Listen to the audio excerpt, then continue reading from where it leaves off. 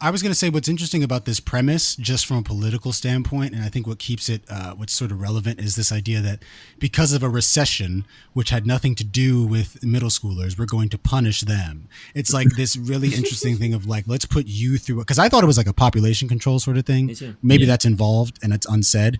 But this idea of we caused this, but you're going to suffer for it. And there definitely is an intergenerational conversation happening here that I appreciate. We're going to have to talk about Hunger Games at some point in this conversation. But I think the thing that immediately rises this above Hunger Games, which is like a few things do, but I think the Hunger Games books are actually pretty strong. But I think the thing that immediately rises it above that is that this is chiefly not about the setup of it being a battle royale, the way Hunger Games is fixated with Pan Am. That's true. You know, the Pan Am, like Hunger Games is about the games. This is about high school. I think it's much more. I think it has much more in common with like Carrie than it does with Hunger Games. You know what I mean? Like, because I think it's actually more interested in like how do kids negotiate power and relationships with each other than it is with, hey, wouldn't it be awesome if kids had to kill each other? You know what I mean? The Lord of the Flies comparisons basically write themselves. Definitely.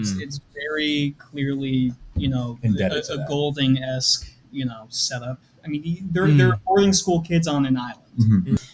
Back to that Hunger Games thing. I like that the Battle Royale itself is kind of like a very recent, like almost like fringe group thing. Like they didn't even know it existed. Whereas in Hunger Games, it's like their whole lives. It's like reality TV. That's the conceit of the world, yeah. Right. And I like the randomness of it, how they're all reacting to the reality of the situation, that they can't get off the island. I mean, he kills one of their classmates in front of them, and then like the panic sets in. Two of them. Panic sets in, like that's all fucking awesome.